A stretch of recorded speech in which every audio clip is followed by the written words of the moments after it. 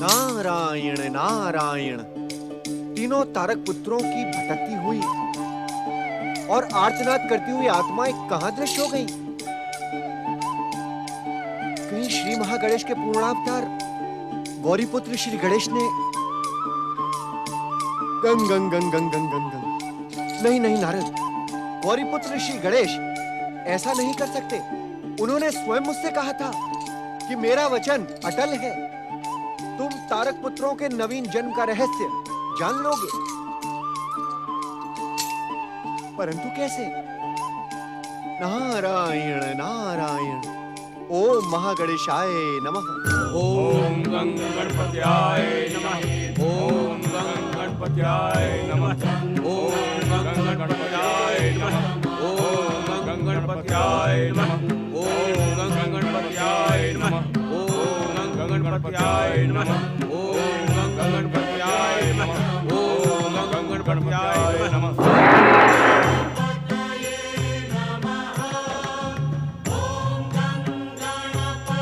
नारायण नारायण। श्री गणेश ज्योति, जय जय श्री गणेश। नारायण, अब तो तुम्हारी जिज्ञासा का समाधान हो ही गया। ओम महागणेशाय नमः।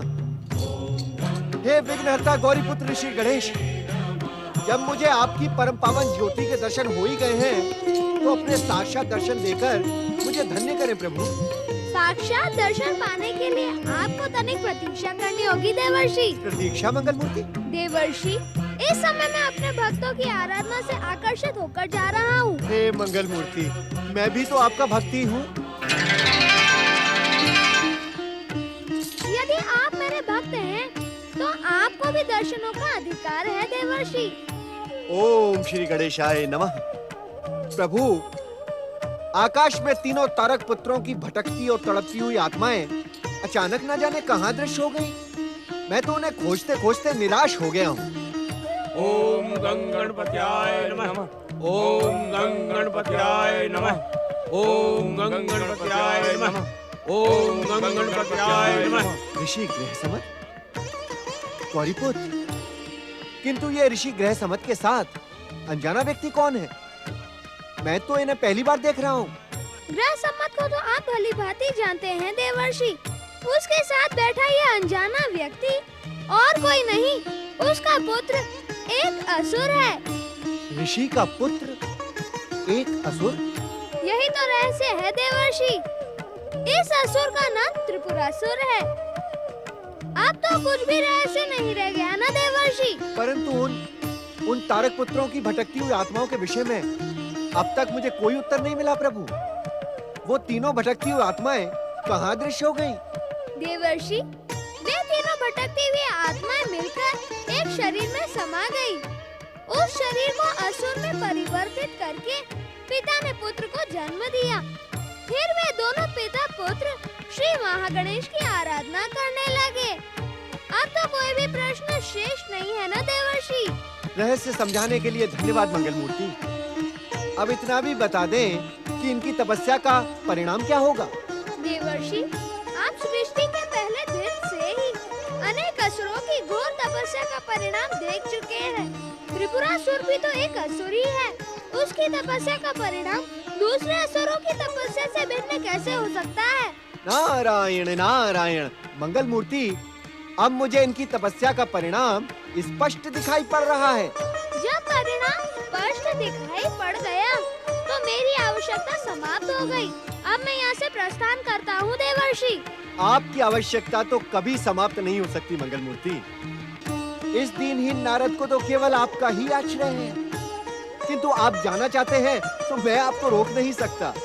नारायण नारायण। किंतु जाते जाते इतना अवश्य बता दें कि आप माता गौरी के धैर्य की परीक्षा कब तक लेते रहेंगे, अर्थात आप कैलाश पर कब पधारेंगे? देवर्षि, हम माता पुत्र के मध्य आने की आपको कोई आवश्यकता नहीं है। अब मैं आपके किसी भी प्रश्न का उत्तर नहीं दूंगा। हे प्रभु, आप इस प्रकार मेरी उपेक्षा ना करें। यदि इस नारद ने कोई भूल की हो तो उसे दंडित करें, किंतु ये उपेक्षा का अस्त्र अपनी आंखों में न लाए प्रभु। अब तो आप मेरी उपेक्षा के ही योग्य हैं। मैंने विश्वास किया। आप मेरे अपराध को क्षमा करें। यदि इस अज्ञानी नारद से कोई भूल हुई है तो उसे उसकी भूल का ज्ञान करवाएं। देवर्षि, आपको उन दुखियों का कोई ध्यान नहीं है जिनके दुख समाप्त करने का कार्य आपको सौंपा गया था। नारायण नारायण। मंगल मूर्ति, कहीं आप उस गणेश भक्त बालक बल्लाल और उसके घायल पिता कल्याण की बात तो नहीं कर रहे? हाँ, मैं उन्हीं की बात कर रहा हूँ देवर्षि। आपने दंडी साधु का वेश धारण करके अपनी लाठी का चमत्कार दिखाकर कुछ समय के लिए कल्याण की पीड़ा अवश्य शांत कर दी थी, परंतु वह तो अभी भी वैसे ही तड़प रहा है। पिता का कष्ट देखकर पुत्र भी अधीर हो चला है। नारायण नारायण। यदि आप कुछ भी नहीं कर सकते तो आपने उस कार्य को करना स्वीकार ही क्यों किया? अब तो मुझे ही उनकी पीड़ा के अंत का उपाय करना होगा और मेरे उपाय के साथ आप गणेश भक्तों की श्रेणी से बाहर निकल जाएंगे। नारायण नारायण। नहीं नहीं श्री गणेश, अब मैं अपना कर्तव्य भली भांति जान गया हूँ। मुझे क्षमा करें, क्षमा निदान, मुझे क्षमा करें। ओम गणपत्याय नमः। अब यदि तुमने कल्याण को उद्धार का मार्ग नहीं दिखाया तो श्री गणेश का रोष तुम पर टूटेगा नारद और तुम्हारी भक्ति पर प्रश्न चिन्ह लगा देगा। नहीं नहीं। नारायण नारायण। ओम महागणेशाय नमः। धैर्य धरे स्वामी, आप शीघ्र ही स्वस्थ हो जाएंगे। अरे बल्लरी, तेरे ही बेटे ने मेरी ये दुर्दशा की है। अरे वो गणेश जी का भक्त है। उसने गणेश जी से कहकर मुझे मेरे ही हाथों से पिटवाया।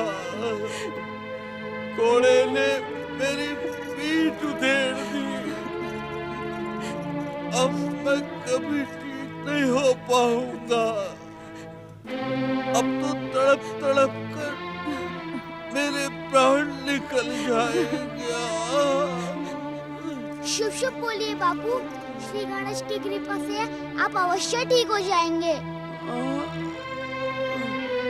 बापू, मेरे साथ श्री गणेश की सेवा में चलकर सच्चे मन से प्रार्थना करिए। वे प्रार्थना मात्र से प्रसन्न हो जाते हैं। आपके कष्ट वे तुरंत दूर कर देंगे। दुष्ट, अपने पिता के शत्रु, तूने ही अपने पिता को मृत्यु के मुंह में धकेला है। मैंने तुझसे कहा था ना कि फिर कभी अपना मुंह मुझे मत दिखाना। फिर क्यों आया अपना ये काला मुंह लेकर? जा, चला जा यहाँ से। तेरी माँ उसी दिन मर गई थी जब तूने अपने पिता को गणेश जी से पिटवाया था।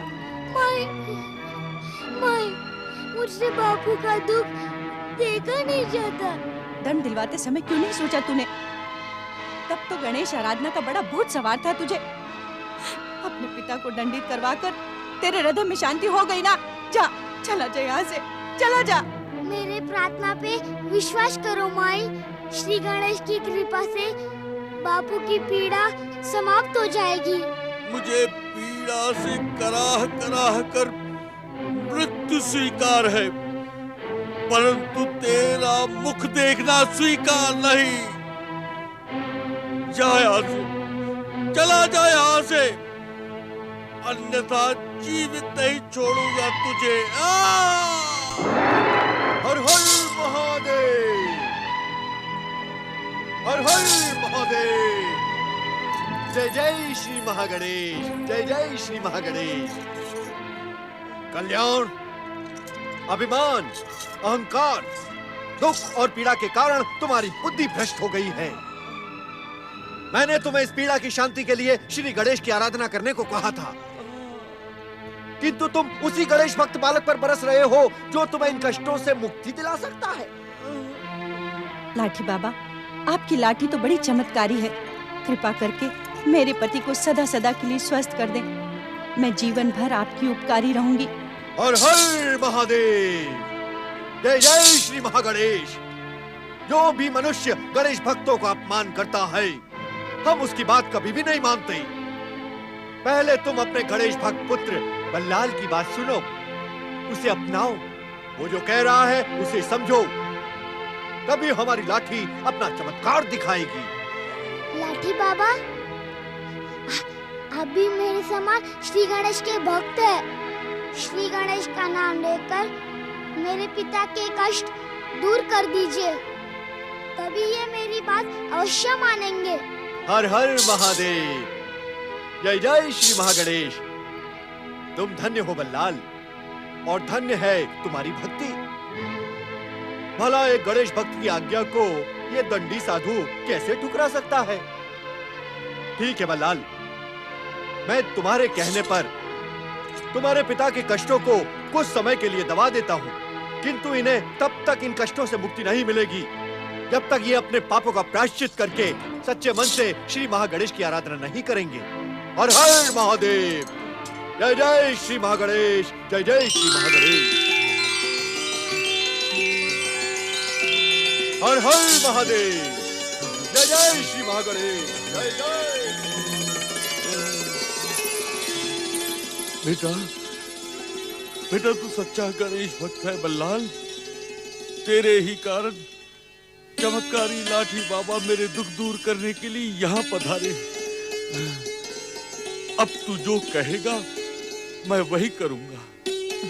बल्लाल, हमारी भूल को क्षमा कर देना बेटा। तेरी सच्ची गणेश भक्ति ने ही हमें जीवन का सत्य बताया है। अब हम तेरे ही बताए हुए मार्ग पर चलेंगे। जीवन का तो एक ही मार्ग है माई, जिनसे जीवन मिला हो उनकी भक्ति में स्वयं को लीन कर देना।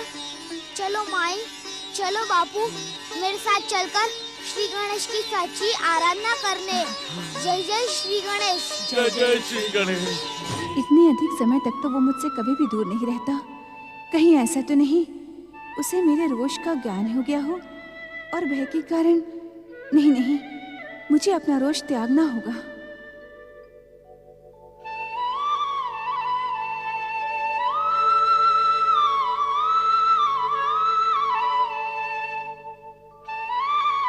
माता, माता, आपका ध्यान किधर है माता?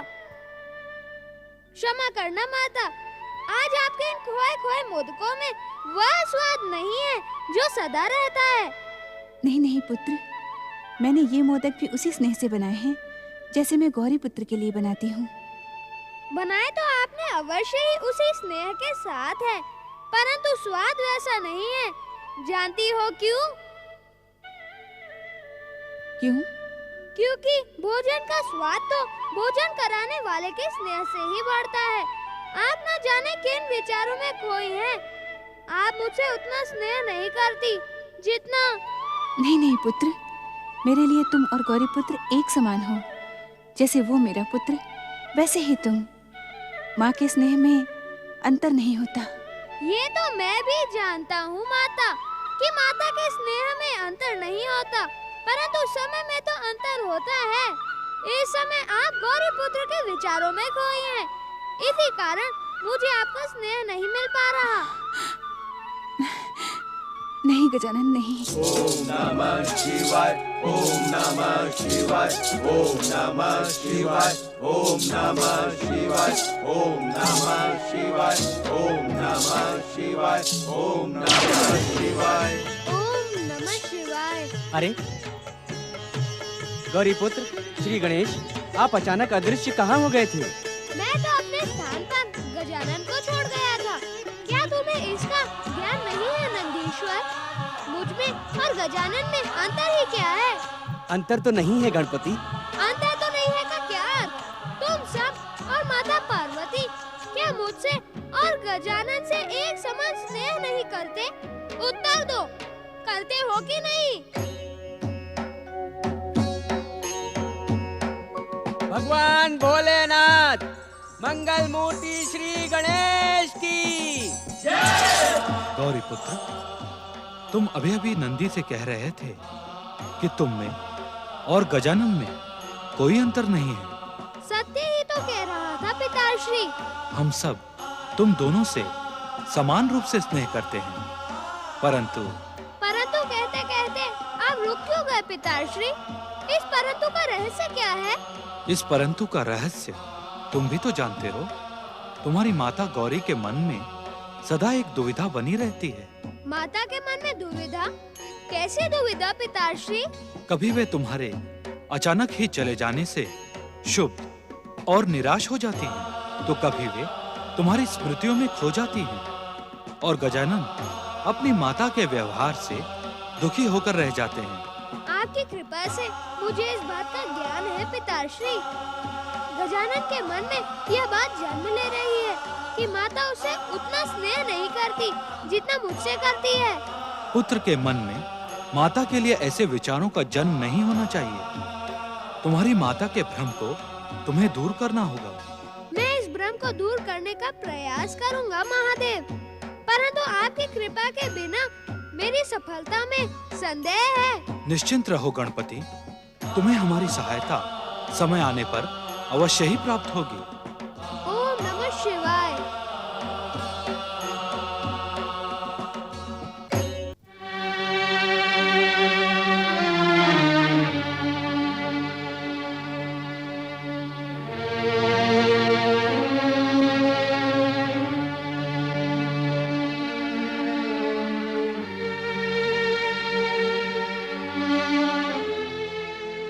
तुम्हारे विचार को प्रमाण भी मिल गया गजानन।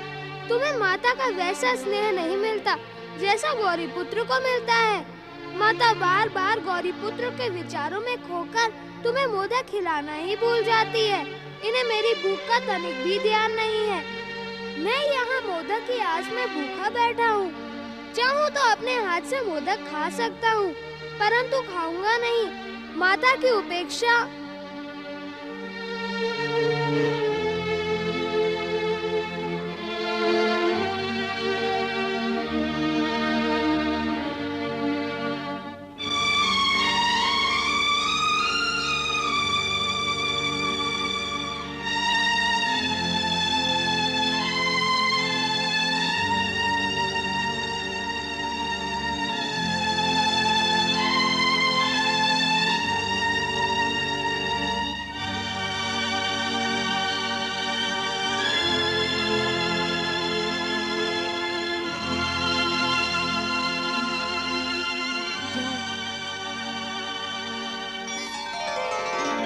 गौरीपुत्र गणेश, कहाँ हो तुम? कहाँ है मेरा गौरीपुत्र? तुम तो शक्ति स्वरूपा हो गौरी। तुम्हारे कक्ष में कोई व्यक्ति बिना आज्ञा प्रवेश कर ले और तुम्हें पता ही न चले, क्या ये बात चकित कर देने वाली नहीं है? पर यहाँ तो कोई नहीं आया स्वामी। यहाँ तो केवल मैं और गजानन है। फिर आपने कैसे गौरीपुत्र को पुकारा? कहाँ है वो? यहीं तुम्हारे कक्ष में। परंतु गौरी, गौरीपुत्र और गजानन तुमसे प्रसन्न नहीं है। मैं यहाँ हूँ माता। मैं कब से तुम्हारे लिए मोदक लेकर बैठी हूँ। तुम कब आए पुत्र? और आए तो मुझे बताया क्यों नहीं? तुम कब अपनी माता को सताना बंद करोगी? अब मौन क्यों हो? उत्तर क्यों नहीं देते? ये पक्षपात उचित नहीं है गौरी। पक्षपात? कैसा पक्षपात स्वामी? गौरीपुत्र को मोदक खिलाने के लिए तुम उतावली हो रही हो और गजानन को मोदक के लिए तरसा रही हो।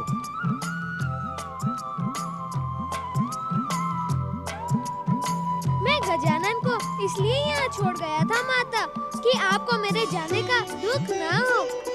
गजानन तो मेरा ही प्रतिरूप है, परंतु मैंने भी गजानन के साथ कोई भेदभाव नहीं किया। पक्षपात का तो कोई प्रश्न ही नहीं उठता। मैं तो इसे ही मोदक खिला रही थी। केवल मोदक खिलाते खिलाते तुम्हारे विचारों में खो गई। माता, अब तो गौरीपुत्र आ गए हैं। अब आप अपने हाथ का मोदक इन्हें खिला दें। नहीं माता नहीं, मुझे क्षमा करो। गजानन की तृप्ति के बिना मैं मोदक नहीं खा सकता। रोष के स्थान पर स्नेह दिखा रही हूँ, इसलिए हट कर रहे हो ना? क्यों नहीं खा सकते? यदि मुझे खिलाना है तो पहले गजानन को इसी स्नेह के साथ खिलाओ। अब वचन दो गौरी कि ऐसा भेदभाव कभी नहीं करोगी। आप मुझे ही दोषी ठहराने का प्रयास क्यों कर रहे हैं स्वामी? क्या माता को अपने पुत्र का ध्यान नहीं आना चाहिए? एक पुत्र के ध्यान में दूसरे पुत्र को भूल नहीं जाना चाहिए गौरी। माता अपने पुत्रों को भला कैसे भूल सकती है? अब बीती हुई बातों को भूल जाओ गौरी और इन दोनों को एक समान वो स्नेह प्रदान करो जो ये दोनों पाना चाहते हैं। अवश्य स्वामी। ये लो गौरी पुत्र, मोदक का भोग लगाओ। ये लो गजानन।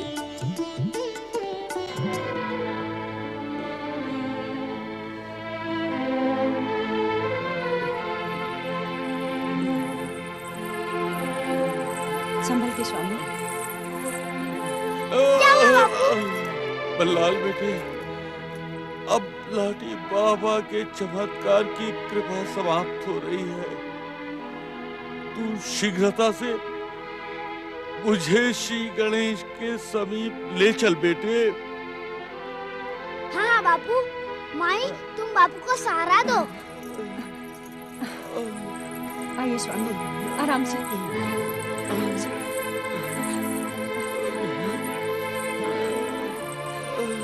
बैठिए।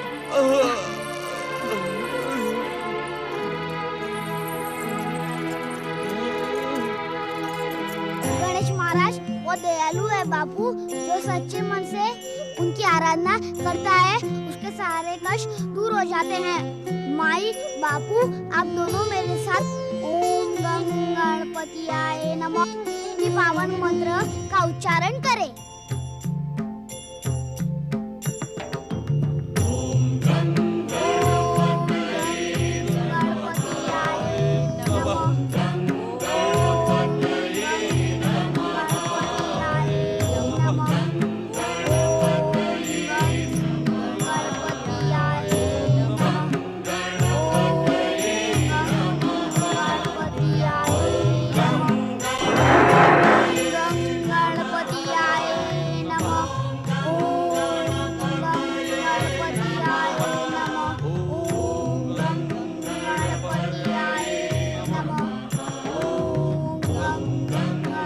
जय जय गौरी पुत्र श्री गणेश जय। अब अपनी कृपा दृष्टि से इसके समस्त कष्ट और पापों का अंत करें। नारायण नारायण।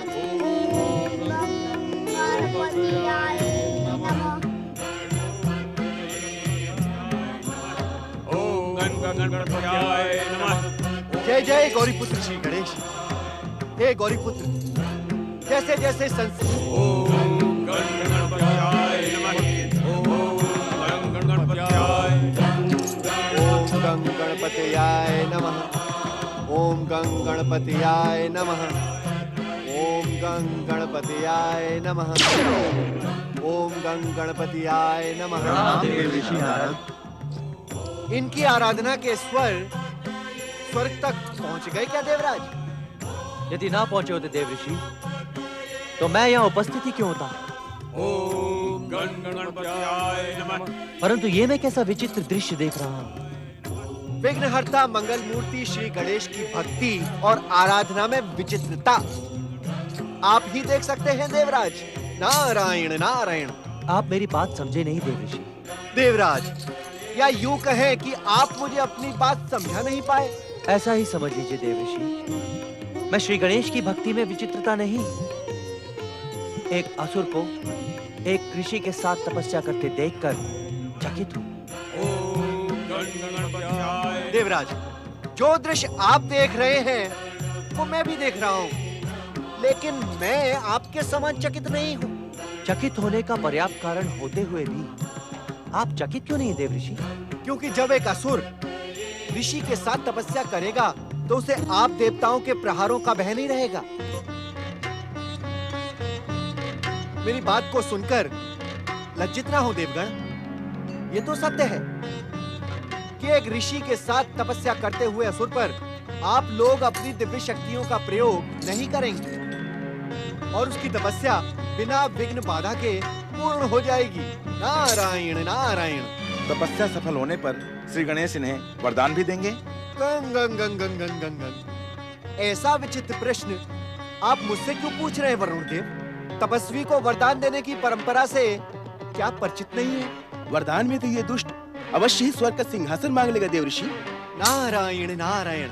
अग्निदेव, देवगुरु बृहस्पति की पाठशाला में आपके द्वारा सीखी गई सुंदर भाषा को ये क्या हो गया? क्या आपको ये भी ज्ञान नहीं कि भक्त को दुष्ट कहना भक्ति का अपमान है? देव ऋषि, ये भक्त असुर वरदान में क्या मांगेगा? देवराज, इस प्रश्न का उत्तर भी आप भली भांति जानते हैं। आपसे जितना पूछा जाए देवऋषि उतना ही बताएं। हमारा मार्गदर्शन और हमें लज्जित करने का प्रयास ना करें। बताएं, बताएं कि ये असुर वरदान में क्या मांगेगा। नारायण नारायण, मैं कोई आपका दास नहीं हूं देवराजेंद्र, और ना ही आपकी आज्ञा का पालन करने वाला कोई अनुचर। किसी की भक्ति और भावना को देखकर आपके मन में ईर्ष्या और स्वार्थ का ज्वालामुखी फटने लगता है।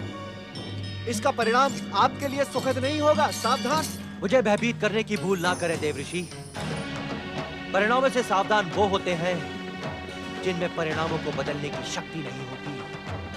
मैं वज्र धारण करने वाला स्वर्गाधिपति इंद्र अपने संकेत मात्र से परिणामों को बदलने की क्षमता रखता हूँ।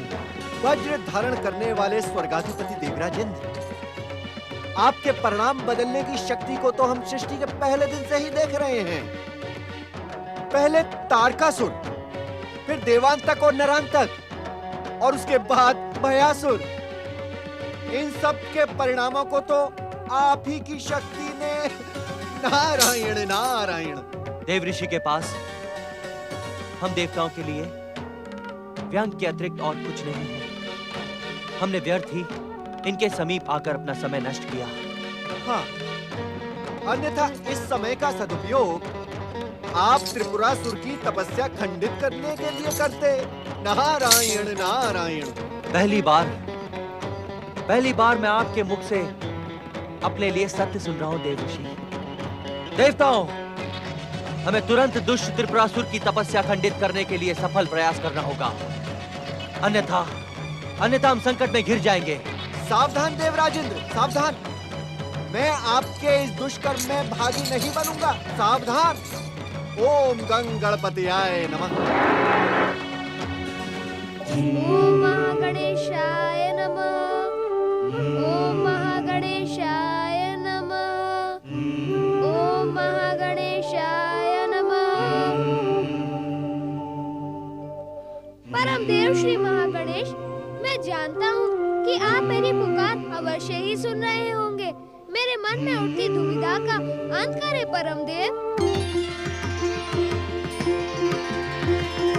ओम महागणेशाय नमः। हे परम देव, आपकी इच्छा मात्र से गौरी पुत्र से आकार पाने वाले मुझ गजानन का कार्य अब समाप्त हुआ। मैं स्वयं को गौरी पुत्र में विसर्जित कर देना चाहता हूँ। कृपा करके गौरी पुत्र को ऐसी बुद्धि प्रदान करें कि वे मेरे विसर्जन को स्वीकृति दे। प्रिय गजानन, गौरी पुत्र को बुद्धि प्रदान करने की प्रार्थना क्यों? मेरे सभी अवतार एक समान बल, विद्या और बुद्धि से परिपूर्ण हैं। परम देव, आपके सभी अवतारों का पुण्य कार्य अकेले गौरी पुत्र संभाल सकते हैं, तो मेरी क्या आवश्यकता?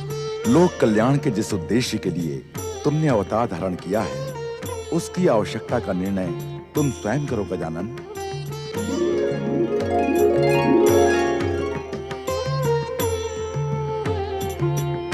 जिसे माता का स्नेह प्राप्त न हो, उसकी आवश्यकता पर कैसा निर्णय?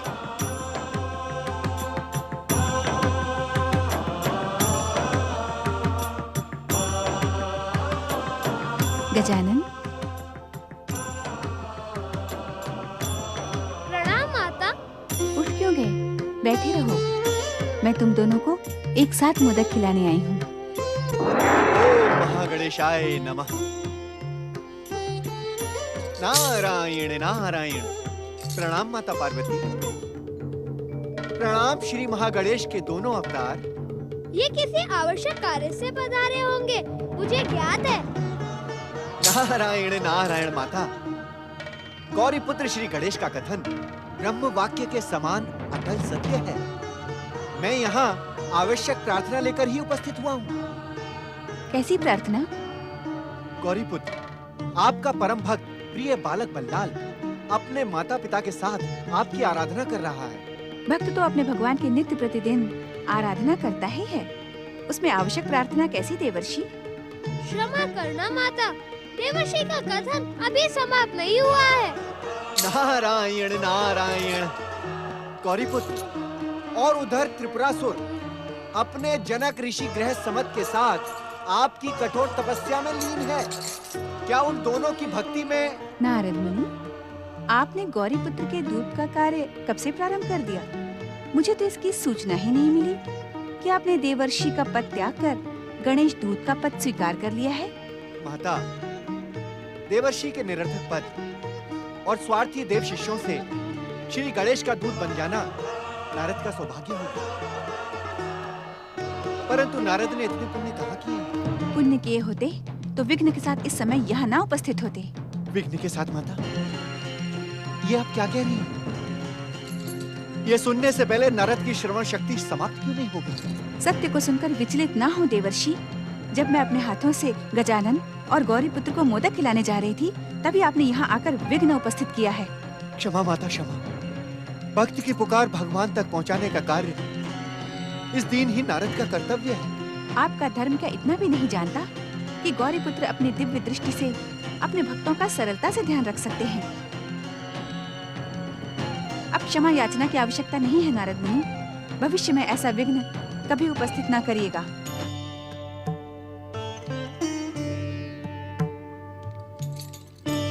जो आज्ञा माता, जो आज्ञा।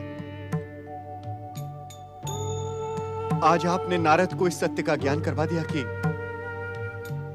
मैं आपका पुत्र नहीं हूं।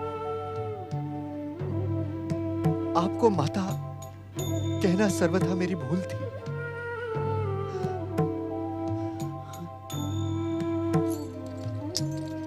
आपने उचित ही किया माता,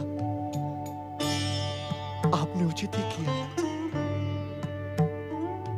जो इस दीनहीन नारद को इस सत्य का ज्ञान करवा दिया। बड़ा अभिमान था इस नारद को माता कि उसकी माता जगत माता देवी पार्वती है।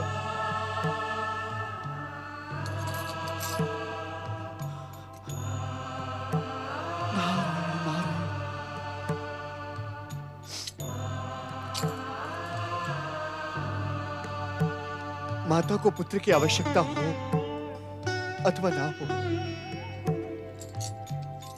लेकिन पुत्र को माता के आशीर्वाद की सदैव आवश्यकता होती है। इस निराश्रित को अपना आशीर्वाद दे माता, अपना कल्याणकारी आशीर्वाद दे। मन छोटा ना करो पुत्र। मैं आवश्यकता से अधिक कठोर हो गई। पुत्र के मोहवश न जाने मुझे क्या हो जाता है। हो सके तो मेरी भूल को। नहीं माता, भूल आपकी नहीं। भूल तो इस नारद ने की है जो बिना समय का ध्यान किए, बिना आपकी आज्ञा मांगे सदैव यहाँ चला आता है। मुझे दंड दे आप माता, मुझे दंड दे। देवर्षि, आज माता का दंड तो आपको सहना ही पड़ेगा। हाँ देवर्षि, आज जो आपने भूल की है उसका दंड तो आपको भुगतना ही पड़ेगा। मैं आपका अपराधी हूँ माता। आप जो दंड उचित समझे वो दे माता। पहले तो आप मेरे चरण छोड़कर खड़े हो जाओ। अब बिना कोई प्रश्न किए और जिज्ञासा प्रकट किए इन मोदकों का भोग लगाओ। लो गौरी पुत्र, लो गजानन। यही आपका दंड है देवर्षि। अब अपना दंड भी सुन लो गौरी पुत्र। तुम अपने भक्तों की कठोर परीक्षा लिए बिना उन्हें वरदान न देना और जब तक मेरी आज्ञा न मिले कैलाश छोड़कर नहीं जाना।